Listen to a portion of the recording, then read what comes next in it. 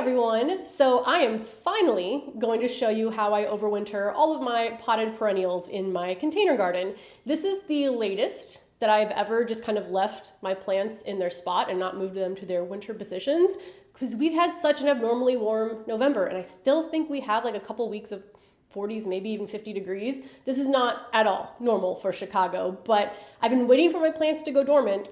They still aren't, they look much worse now than they did like a couple weeks ago, but usually by this time they've dropped all their leaves. Some are still hanging on to their leaves, so I figured I would go through the process and show you what I do. But before I jump into that, two quick things I want to either mention or ask your opinion on. First is that I would love to make a video showing other people's container gardens, because obviously, unless I start doing other people garden tours, maybe I will next year, I can only show you my container garden and the space that I have to work with, and your space might not be very similar to mine. So I would love to show off some other container gardens. So whether you 100% garden in containers like me or on a deck or a balcony, or if you do have a yard and maybe you garden there, but there's a section that has like elevated beds or pots, something that's not growing in the ground, please submit those too, because I get a lot of ideas from people's containers, even though they have an actual yard that they garden in. So I'm gonna link a Google form down below. I don't have an exact end date, but I guess try to get it in the next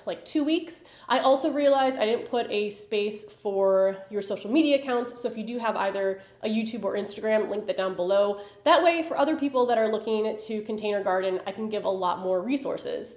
Second, my skin, despite the weather being warm, I swear it's been the worst this winter, especially going outside. When I'm not in the garden, I still like to get outside and walk. If you have any recommendations of the best lotions for your face in particular for the winter, please let me know. My skin will thank you so much. Now, let me talk a little bit about how I overwinter, and then we'll get outside and we'll actually do the tasks. Basically, there are two different places that I will put my containers with perennials.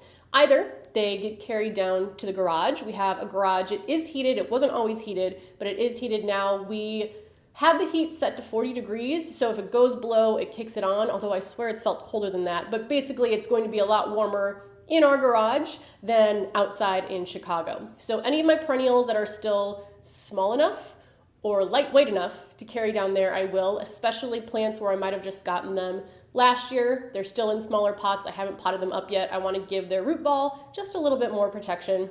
The other thing I do is I leave them on the deck. So I'm going to do a little bit of both today. Now, last year I did set up a plastic greenhouse, which worked great to keep away some of the chill. It wasn't as warm as our garage would be, but it wasn't as cold as just sitting outside. But I don't think I'm leaving enough plants up here this year to make it worth setting up. Now, as the plants that I'm currently moving down to the garage grow and get larger, and I pot them in larger containers, I won't be able to carry them downstairs. So in future years, I will be setting up my greenhouse again.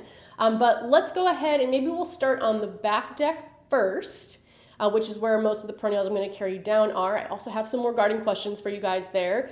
And then I'll take you out to the front deck. So we're on the back east facing deck. Here is, well, what it looks like right now. So what I'm carrying down, well, these 5 right here. I have been carrying down other perennials throughout the last couple weeks, just so I'm not making all of the trips at one time. But here I have 2 hydrangeas. This one is obviously still in a nursery pot, so I definitely don't want to just store this outside, but these are still small enough, lightweight enough to go down. I have my 2 columnar apple trees, which who knows how much they'll grow next year. I just got those this last spring of 2023. So I, again, want to give them just a little bit extra protection their first year, but they're likely going to get potted up into a larger pot in 2024. So I probably won't be able to carry them down, and they might also get too tall for the greenhouse. So these might eventually be on their own. And then I have this rose bush here who's still holding on to all of its leaves, but it's going to get carried down anyway. Back here, I have a beach plum tree, which I think you can tell is too large to carry down. So this one, we're going to cross our fingers, push it to the side, tell it good luck, and hopefully it survives. And then I have 2 holly trees, one there in the back, and another one there in the back that I do have to do some things to winterize it. I'm going to do that in another video, and I will show you because I'm still waiting on some information from Proven Winners. So those two holly trees are a zone 5, and when you are planning to leave plants in containers outside over winter, you ideally want to find something that's 2 growing zones colder than where you currently live. So right now in Chicago, even with the update, we are still zone 6A, so those are just 1 zone lower. So I'm going to try to protect them both, the foliage and the root ball, and again I will show you a whole separate video on that. And then the other plants, like I'm pretty sure the apple trees, the plum tree are zone 3, maybe 4 or 3. They're definitely in that 2 zones colder range. I think the rose and the hydrangea might be on the cusp, so they're 4 or 5. So I don't know, we'll see. But for now, since I can move them down, that is what I'm going to do. And then I also have a question for you about the bulbs that I have tarped. So in these 3 raised beds back here are all of my spring bulbs. This, if it fails and I don't get any spring flowers, it will be my final attempt. So what I'm doing differently this year, in the past I've realized it's gotten too much moisture and the bulbs have rotted, so that's why I have it tarped right now. All of these pots are empty except for soil. But somebody mentioned to me that they tarped their bulbs last year, and when they untarped them, there was mold. So I have been, like, I untucked these a little bit because I know we're not going to get rain or snow for a few days. So I'm trying to, like, let in air, but I don't know. So if you have any experience with that, one, if you did get mold or not, some things I can do to avoid mold, or if mold even really matters. I don't know if it will or not, but if there are any insights that you have, let me know. And actually, since we are still in like the 40s, I'm probably going to leave these uncovered for now. So the first step is going to be getting these 5 plants inside, and then I probably won't move them down yet. I'll then kind of resituate the plants that I'm leaving out here and tell you where I'm putting them and why. But I have realized that 3 trips up and down, so it is 3 flights of stairs down to the garage from where we are right now. 3 is like my maximum where I'm like, I can do this. This is a great idea. And then after that 3rd one, I never want to carry anything up or downstairs ever again. So I'll at least get these inside and then probably take them all down. I think my husband is going to help me. Like, I'll get them to one floor, he'll get them to the next. But these are going to go in. And then, yeah, I think there's only 1, 2, 3, 4 actual plants on this deck that are going to stay outside.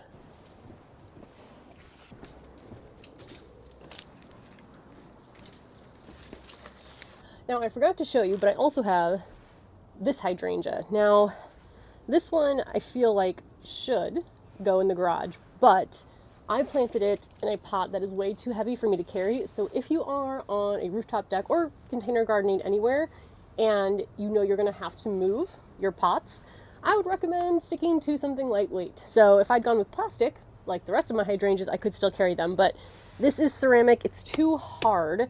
I think I have left the pot outside. I probably shouldn't even be leaving the pot outside itself because that'll likely crack, but I think I have left it out. So this one, I might try to shove between 2 of those raised beds, and then it'll be tarped, because not only do I lose plants in the cold, but I think more so than the cold, I've lost them because they get too much moisture. So like the bulbs can rot. I've gotten root rot on a lot of my perennials that I've just left outside. So I'm going to see if I can shove that in there and make this work.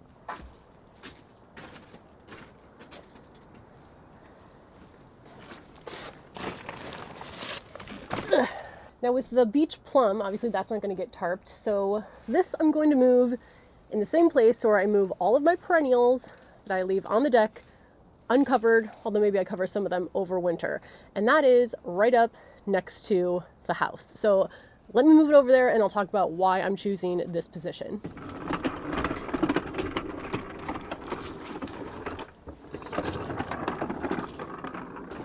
I'm in the corner here now with my beach plum tree. So first of all, I move it as close to the house as possible because that's going to give it the most protection from the cold and the wind, because the house is the most insulated part of this deck. So it's going to go in this corner. Also, I'm choosing this because it's the shadiest corner. So the sun is right over that wall. So that side of the deck, especially now that the sun's lower, gets most of the sun, whereas this stays pretty shaded throughout the winter. And The very first year that I was overwintering pots out here, I assumed I should put them in the sun. I didn't, because I did some research first. But if you put them in the sun, especially when you're growing in containers, the containers can heat up much faster than the ground would, also cools down a lot faster than the ground would. So there's going to be a freeze, thaw cycle on the roots, and that is not good when you want the plant to be dormant. It can cause root rot, so I want to avoid that. I want to keep the temperatures as consistent as possible throughout the day. I don't want to have big temperature swings on the soil during the winter. So that's why it's going in the corner that's closest to the house, but also has the most shade. Now, right now, there are no other plants for me to put over here. The 2 holly trees I will move over here as well. But like I said, I'm going to do a separate video specifically on that because that's going to be a little bit more complicated than the rest of these. Now, it could also have some issues with moisture, but because the container is so large, I don't have as many issues with root rot in larger containers. I don't know if I might try to, like, I don't know, cover at least the edges of it. Probably won't. Anything that I've left out here in larger pots like this has survived, so I'm keeping my fingers crossed that the beech plum tree will survive too. But once I do move the hollies over, they'll be over here. I'll move the furniture then up against to kind of act as a windscreen and some more insulation. So when I get the hollies all ready for winter, I'll show the entire process. But for now, this one's just going to hang out here on its own for a little bit. So actually, I think that's it for the back deck, other than carrying the plants down, for now at least. So I'm still keeping these beds untarped since the weather allows for it. But again, in the middle of winter, I'm not going to want to come out here and like try to get air to the bulbs, but also let in a bunch of cold air. So let me know again your thoughts on that. I was able to fit this hydrangea between there, so then once the tarp's on it, it'll also tarp that pot. So hopefully that works out, fingers crossed. Actually, I might even add in, I have some bubble wrap I might add in around there because it's not like right up next to the beds. Maybe I might also have some burlap. Lots of ideas coming through my head right now. And then I have over here, again, the hollies that'll stay there for now. I have my 1 lone beech tree, and then, I need to tarp that couch. But once these get tarped and the holly trees get over there, like I said, I'll just shift them right up next to the plants. There is a slight overhang too here. I mean, not huge, but a little bit that does protect from like too much water getting into the pots right below it. But I think this pot is a little bit larger than the overhang is. Then coming inside, these are the plants that need to be carried down. I'm going to finish everything up here first and then take them down. I just had them on a blanket because I like to try to protect my wood floors. They're not like dripping or anything. I think we had rain a couple days ago, but just to keep any dirt or excess moisture off the floor. Also, why I went with the cheapest rug possible from rugs.com. Not sponsored, but it was like a couple $100 for this giant rug versus like nicer one. I'm not paying $1,000 for a rug that I'm going to set plants on. No, thank you. Out on the front deck now, I don't think there's as much here that I have to do. I have the 2 raspberry bushes that I've left outside now for 2 or 3 winters, and they've always come back. So this has been a great one that, again, I just moved it up against the house. It's come back fine. Blueberries also came back fine for me, but I do get blight. Like, I got blight so much that I stopped growing them. So I don't know if that was because of too much moisture in the winter, led to fungal issues. I don't know. But raspberries have come back just fine every year. I also have a container of strawberries here that again came back fine after last year. So we'll kind of see how it does. I do need to tarp my aquapots because they're too big to move inside. And this is the corner where everything is going to get moved. Again, has the most protection from the sun. You can kind of see where it hits, so all of this stays shaded and right up against the house. So I have to move things out. I put the pots with plants in first, closest to the wall, and then I shove everything else back in to act as insulation.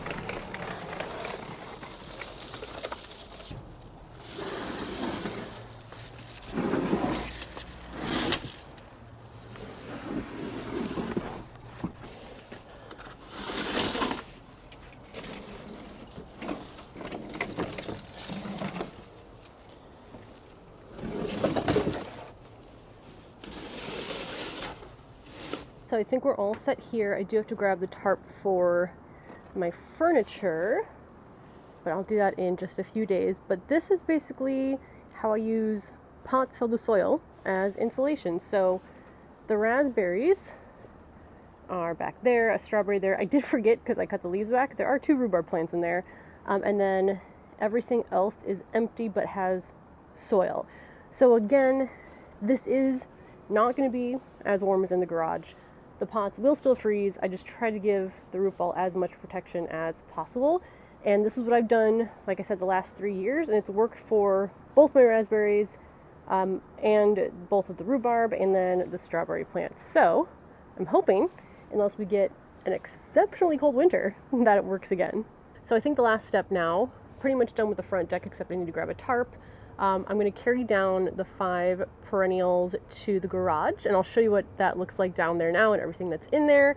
I will say, in terms of care for the plants down there, the dahlia tubers and the spring bulbs I probably won't water. I'm still checking moisture levels, but usually those don't need excess moisture during the winter because the bulbs do a great job of retaining that. But the plants with the fibrous roots, like my hydrangeas, the rose bush, the apple trees, I probably will have to water those multiple times over winter. I have a reminder to check once a week.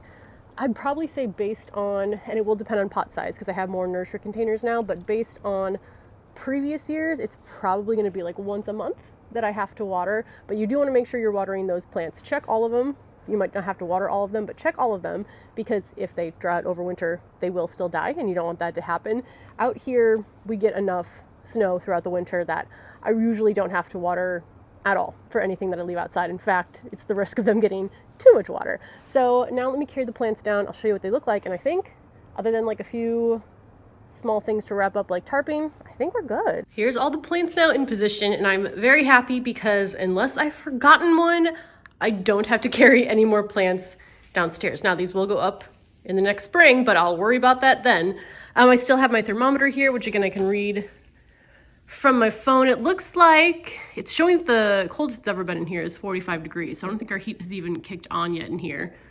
But here is everything. So my apple trees, a bunch of hydrangeas. I did run out of room on the table, so some of my hydrangeas are sitting inside of the pots that have dahlias in them. But yeah, oh, and then down below, I think I showed this already, are the tulip bulbs. So this is everything that will be overwintering here in the garage. So my garden now is almost all put away for winter, which almost makes me a little sad. But I know it has to happen every year, and it was a bit delayed this year, so I can't complain too much. But I will show you what I do with the evergreens, which will probably be in just a couple days.